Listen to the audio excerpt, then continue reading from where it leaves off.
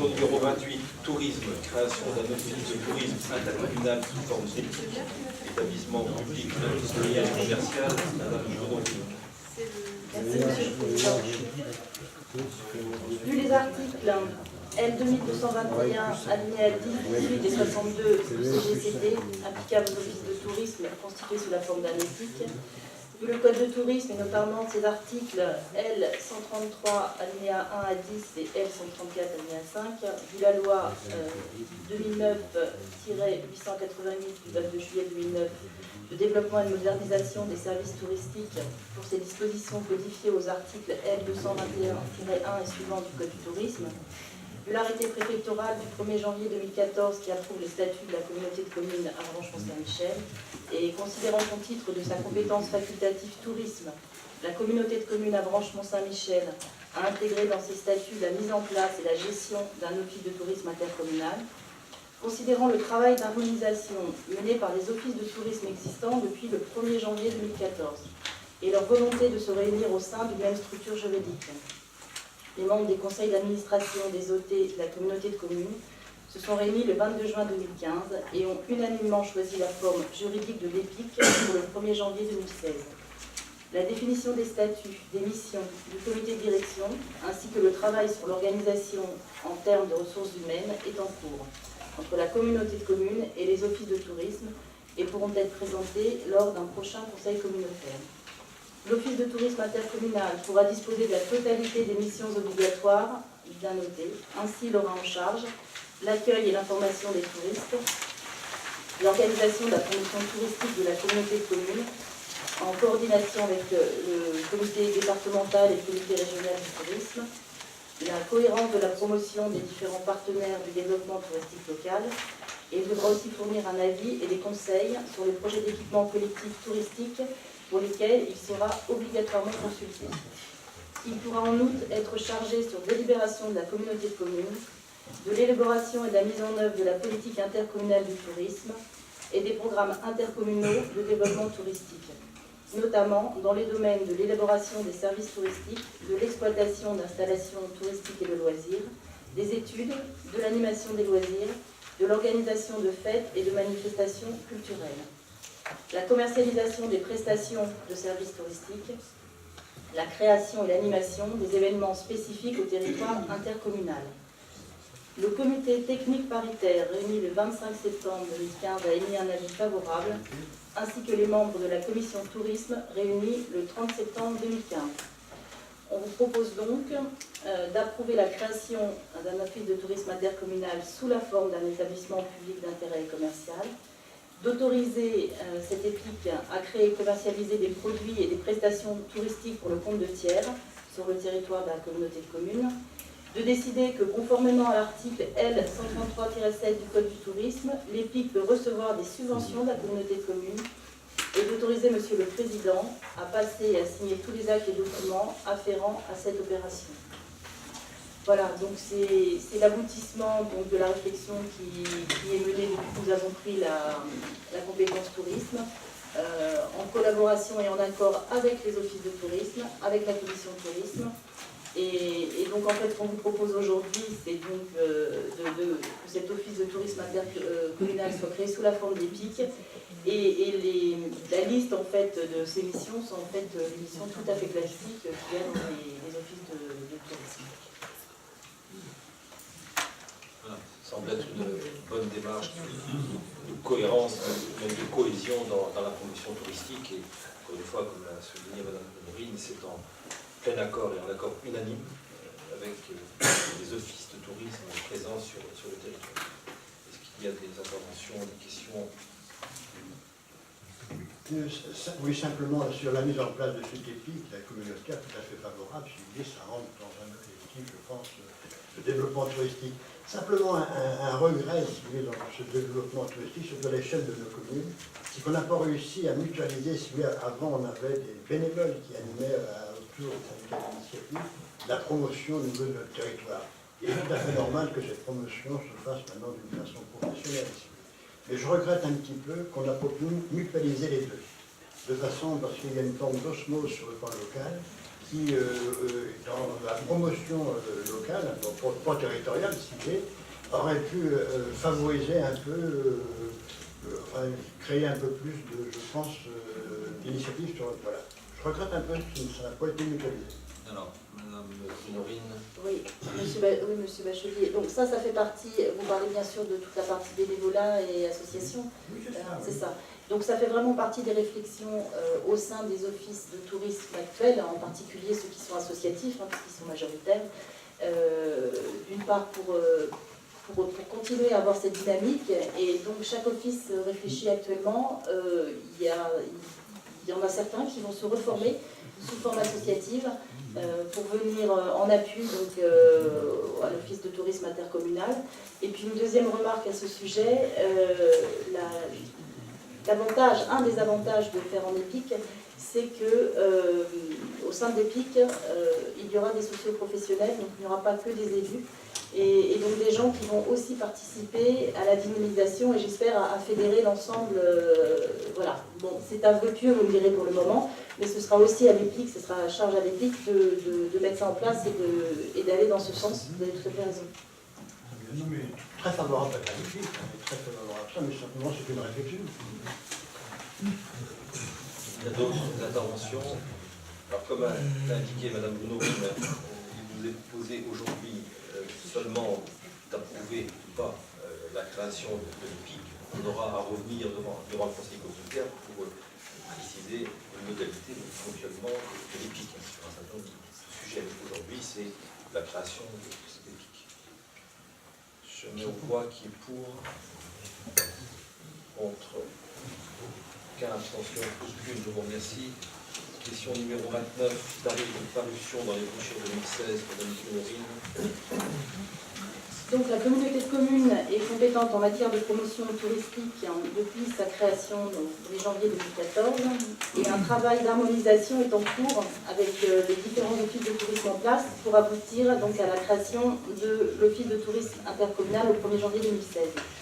Ces offices de tourisme ont pour habitude de travailler à leur publication promotionnelle à l'automne, pour une parution en début d'année, avant le début de la saison touristique. Donc, dans la perspective de la création de l'OTI et dans un souci de meilleure visibilité, les offices et la communauté de communes ont souhaité anticiper la réalisation de brochures communes pour 2016. Ainsi, une brochure de promotion touristique de l'ensemble du territoire et de ses activités et une brochure spécifique à l'offre d'hébergement serait réalisée en demandant aux prestataires touristiques une participation financière. Les tarifs proposés sont issus d'un travail d'harmonisation entre les différents montants d'adhésion ou de cotisation des offices de tourisme. Ils comprennent la parution dans les brochures 2016 et sur les sites internet existants. Donc vous avez le tableau de ces propositions de tarifs. Donc en ce qui concerne les hôtels, le tarif des prestataires sur le territoire de la communauté de communes, 190 €. Pour les chambres d'hôtes, 75 €.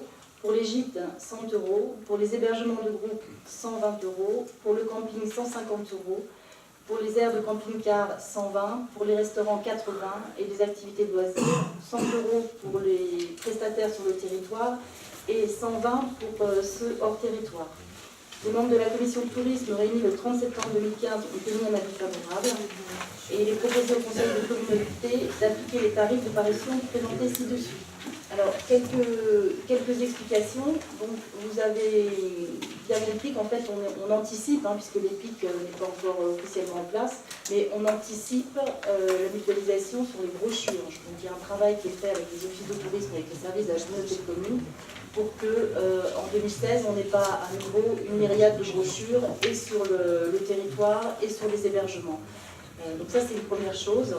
Et puis, on anticipe aussi les montants d'adhésion, puisque, en fait, comme c'était sous forme associative pour la plupart, les prestataires touristiques qui souhaitaient adhéraient donc à l'association et chaque association fixait ses propres tarifs. Donc là aussi, on avait une vraie disparité de tarifs sur l'ensemble du territoire. Donc les offices ont travaillé et donc on vous propose en fait un barème moyen pour la première année qui sera sans doute, j'imagine, ajusté les années suivantes par l'EPIC, mais ce sera tout le travail de l'EPIC aussi de travailler là-dessus. Donc voilà, donc on va proposer un tarif commun pour une parution commune. il y avait une proposition, je vous le dis, pour que les hébergements et restaurants puissent aussi, qui étaient extérieurs au territoire, puissent aussi paraître sur ce guide. Or, vu le nombre que nous avons déjà d'une part sur notre territoire, vu aussi que le but c'est quand même de promouvoir les prestataires de nos territoires, on a jugé que finalement on n'ouvrirait pas à l'extérieur. Alors ça posera peut-être quelques questionnements aux offices de tourisme qui avaient l'habitude de travailler avec les territoires à côté, je pense en particulier à la Bretagne.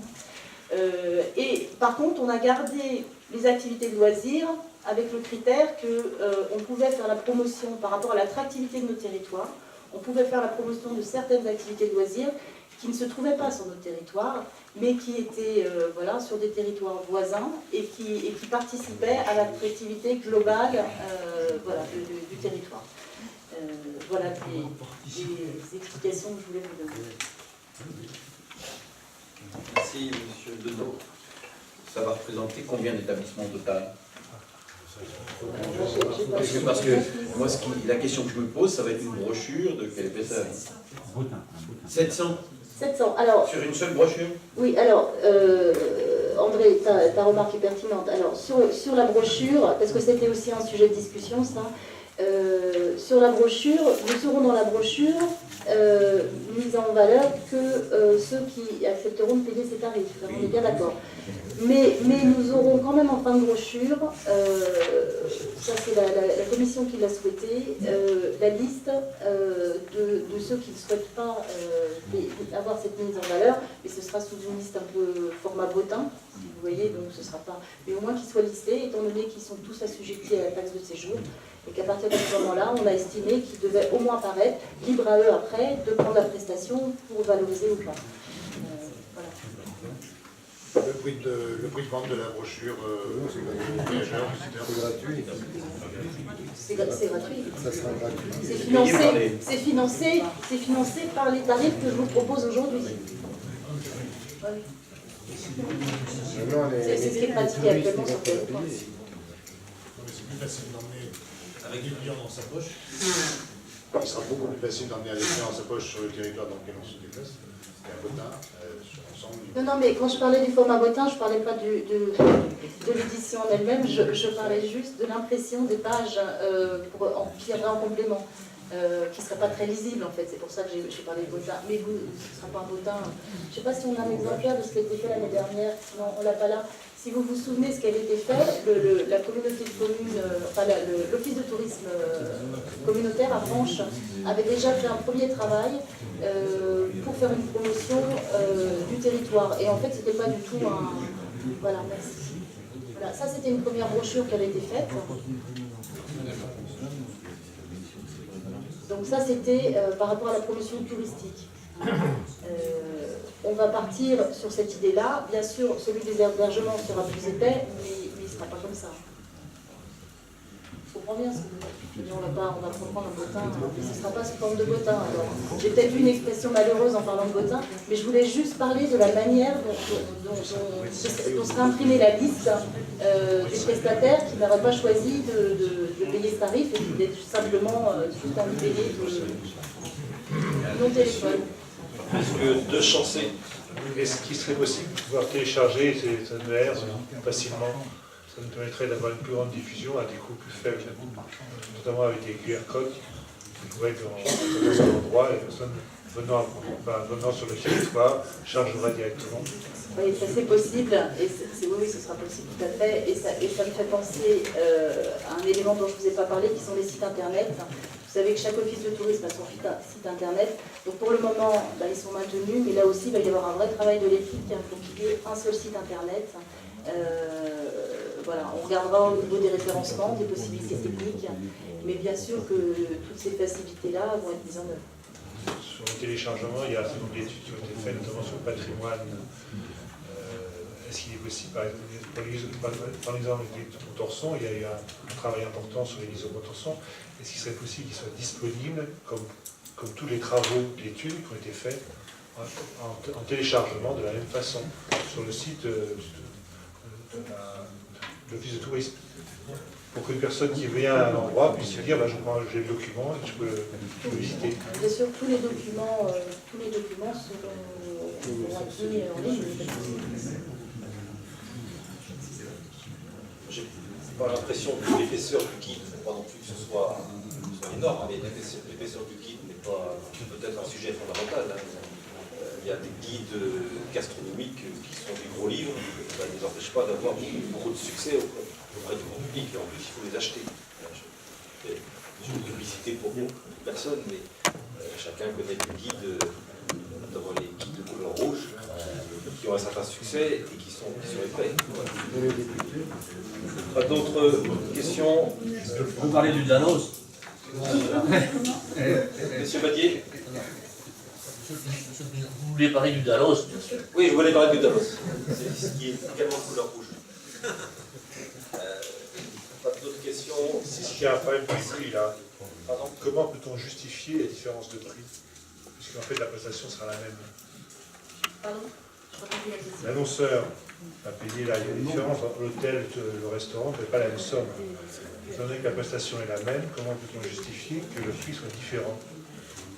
Oui, ça a déjà été abordé en commission de tourisme, c'est-à-dire la question a été posée de dire est-ce qu'on ne fait pas juste le prix d'une parution, comme on achèterait un espace dans n'importe quel magazine, mais en fait on est parti d'expérience des offices de tourisme qui avaient des tarifs différenciés pour les hôtels, pour les restaurants, pour les chambres d'hôtes, pour les gîtes, etc. Et comme je vous l'ai dit, on est resté sur ce principe-là cette année-là. Il y aura certainement des ajustements à faire, en particulier au niveau des hôtels. Parce que, comme vous le voyez là, on a une seule catégorie hôtel et on ne peut pas comparer un hôtel qui a 4 chambres à un hôtel qu'on a 30. Voilà. Donc, mais ce sera à l'EPIC de faire tout ce travail et ce sera affiné, peut-être dans le sens, voilà, la piste a été évoquée en commission de tourisme, mais pour la première année, on reste sur un même modèle et on repart sur des tarifs différenciés et moyennes, mais qui sont très perfectibles. Oui, monsieur Turcotti. Oui, est-ce que le format que vous avez présenté est le bon format et le format le mieux adapté pour que quelqu'un qui se promène éventuellement mette le guide dans la poche? Alors, il y a deux guides, hein, qu'on soit bien d'accord. La personne qui va se promener, elle va se promener avec le guide de promotion touristique. A priori, elle ne va pas se promener dans la poche avec le guide des hébergements. Une fois qu'elle aura trouvé son hébergement, enfin voilà. Mais le format n'est pas complètement déterminé encore. Hein. Si vous avez travaillé là-dessus. Sur du A4 pour l'hébergement aussi. Monsieur Turcotti, de manière pratique, ce qui ne rentrera pas dans la poche du monsieur rentrera dans le sac à main de madame. Monsieur Laporte. Oui, juste une précision. Aujourd'hui, déjà, les offices du tourisme ont travaillé sur les sites internet et puis ont mis tous les hébergements sont en ligne, notamment sur le portable, sur les sites des deux offices locaux. Vous avez déjà tous les hébergements en ligne. Oui, il y a déjà un accès numérique. Déjà par Internet. Après, c'est une mise en place de l'ensemble des offices pour regrouper sur le même site, mais une personne qui veut un hébergement peut aller déjà les trouver sur les applications iPhone et sites Internet. Bon, monsieur de Il y aura sur l'ensemble des offices du tourisme, l'ensemble des entreprises, y compris, entre guillemets, au Mont-Saint-Michel. À une époque, quelqu'un qui n'était pas du Mont-Saint-Michel ne pouvait pas présenter son établissement sur l'office du tourisme du Mont-Saint-Michel. Là, aujourd'hui, c'est bien une ouverture globale. On parle bien d'un territoire. Donc on parle bien d'un territoire et d'une offre sur l'ensemble du territoire. C'est ça. Bon. Par d'autres intervenants, je mets au voix qui est pour, contre, aucun, abstention aucune, je vous remercie. Question numéro 30, tourisme, modification des tarifs de la taxe de séjour, madame Boulorine. Alors, par délibération du 15 novembre 2014, le Conseil communautaire a décidé d'instituer la taxe de séjour sur l'ensemble du territoire à compter du 1er janvier 2015. La délibération du 28 février l'a modifiée pour prendre acte des évolutions législatives. Dans la pratique, les tarifs nécessitant des arrondis, notamment pour le calcul de la taxe additionnelle du conseil départemental, posent problème, selon que les hébergeurs la calculent sur le total ou pour chaque nuitée. Cela concerne 2 catégories d'hébergement qui apparaissent en gras sur le tableau ci-dessous. Il est donc proposé de remplacer à compter du 1er janvier 2016 les dispositions de la délibération du 28 février 2015 par les suivantes. Donc en fait, pour être très clair et pour résumer, c'était les tarifs qui finissaient par un 5. C'est-à-dire tous ceux qui étaient à 0,70 à 0,80, il n'y a aucun souci, mais dès qu'ils c'est 0,75 avec la taxe additionnelle, c'est extrêmement compliqué à mettre en place, hein, puisque vous ne pouvez pas mettre 3 chiffres derrière la virgule et que les hébergeurs arrondissaient et qu'on ne tombait jamais bien avec ce qu'on leur réclamait. Donc on propose en fait de passer, donc à la dizaine au-dessus et que ça ne pose plus aucun problème pour les arrondis. Au-dessus, on a dit au-dessus. Oui, ça aurait pu être au-dessous, effectivement, hein, on avait le choix. Donc ça concerne les 2 catégories, les hôtels de tourisme 3 étoiles, résidence, tourisme 3 étoiles, meublés et tous les autres établissements présentant les caractéristiques de classement touristique équivalentes qui passeraient donc à 0,80. De 0,75 à 0,80. Et les terrains de camping de caravanage classés 3, 4 et 5 étoiles et tout autre terrain d'hébergement de plein air de caractéristiques équivalentes qui passerait de 0,35 à 0,40. Voilà, donc pour tout le reste, on ne modifie rien, hein. C'est juste vraiment, vous voyez, un ajustement purement pratique. La période de perception ne change pas, le reversement non plus. Et il est donc demandé au... Alors, la commission de tourisme réunie le 30 septembre a émis un avis favorable. Et donc, on vous demande d'accepter ces tarifs et conditions de perception de la taxe de séjour. Simplement, là, vous avez mis taxe de séjour au niveau des aménagements d'aires de camping-car. Oui. Est-ce que les aires de camping-car sauvages, vous appliquez à taxe de séjour? Alors, si c'est sauvage, comme vous le dites. Hein. Mais aménagé aussi. Hein, alors, ça c'est une autre question, monsieur le président. Vous avez un aménagement d'aires de camping-car. Alors, Bec d'Andenne, il n'y a pas d'aménagement d'aires de camping-car. Vous avez des camping-cars dessus. Non, c'est des parkings. Bon.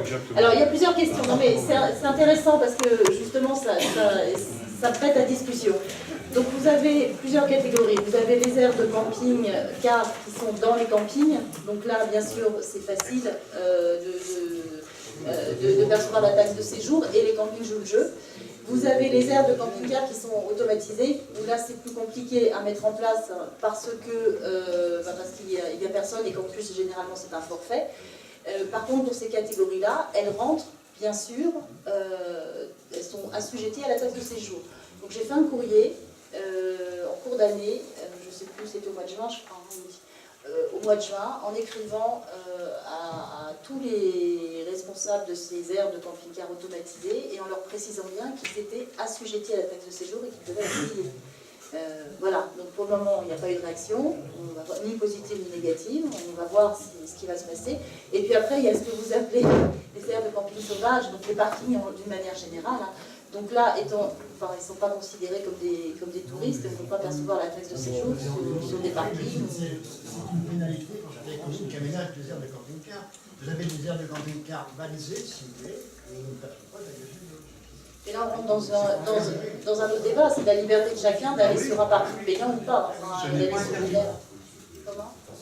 Ce n'est pas interdit. Attendez, est-ce que j'ai une demande de parole qui est depuis 3-4 minutes, monsieur Sanson. Oui, la loi n'interdit pas. Non, monsieur Sanson et monsieur Arnaud.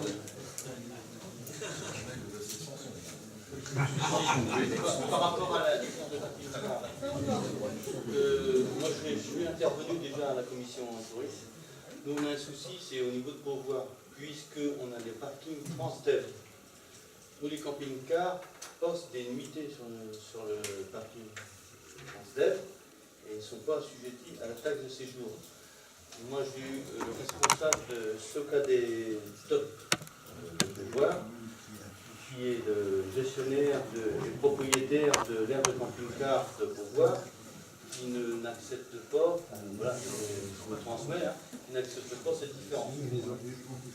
Je fais cette remarque-là parce que c'est vrai que c'est pas trop équitable. D'une part, on peut payer, et puis d'autres non. Parce que sur le parking Transdev, on peut quotidiennement recenser au moins 50 camping-cars. Il n'y a pas d'aménagement, il n'y a pas de service, hein. Il n'y a pas les eaux usées, il n'y a pas... Ah si, il y a tout ça. Monsieur Arondel, et puis si quelqu'un d'autre veut la parole, je lui donnerai, puis Madame Brunorine répondra globalement, Monsieur Arondel. Oui, concernant donc les serres de camping-car, la loi n'interdit pas en France de stationner uniquement sur les serres de camping-car. Donc voilà ce que je voulais faire comme remarque. Monsieur Lambert. Moi, la remarque, c'est surtout sur les catégories d'hébergement. Quand on reprend la troisième ligne à partir du bas, hôtels et résidences de tourisme et villages de vacances en attente de classement ou sans classement, on ne le retrouve pas pour les terrains de camping. Donc les terrains de camping en attente de classement ou sans classement ne payent pas la taxe de séjour. On a repris, si vous vous en souvenez, on a repris le PD de la loi. Hein. C'est pas nous qui avons inventé les catégories ou qui les avons modifiées. Ce sont les catégories de la loi. Donc il y a peut-être effectivement des manquements dans la loi, mais pour le moment, on peut percevoir que les catégories qui sont légalement percevables. Parce que le classement, maintenant, n'est valable que 5 ans.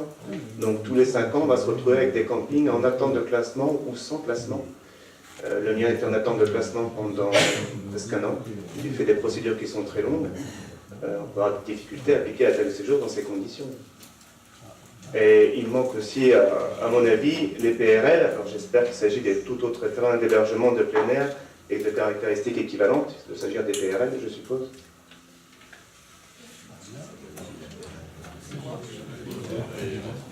Il faut nous dire ce que c'est que les PRL déjà. Parc résidentiel de loisirs.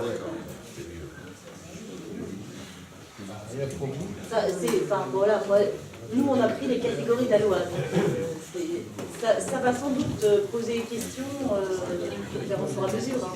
Je voudrais revenir, je ne peux pas répondre à ta question-là, je ne sais pas. Les parcs et résidences de loisirs, à mon avis, ils sont compris, mais on a village de vacances, résidence de tourisme, village de vacances. Voilà, est-ce que ça rentre dans ces catégories-là, à voir juridiquement au classe. Monsieur Lambert. Je lève ce problème puisqu'on va se retrouver avec une concurrence déloyale dans les campings qui sont, surtout les campings classés loisirs, qui ont la même clientèle que les PRL. Et qui eux, donc, un paye la taxe de séjour et pas l'autre, pour l'instant, apparemment. Moi je crois que les insuffisances juridiques sont plutôt dans le décret que dans la loi. Est-ce qu'il y a d'autres interventions? Je voudrais répondre par rapport à ce que a dit Alexis Sanson. Pour Transdev, on va regarder parce que c'est quand même, il y a une délégation de service public, donc il faut qu'on regarde, c'est un peu particulier quand même, hein. On va regarder ça. Allez-y. Est-ce qu'il pourrait citer ce courrier qui nous a été fait Est-ce qu'il pourrait faire un courrier à Transdev comme ça a été fait moi je pense que ce serait...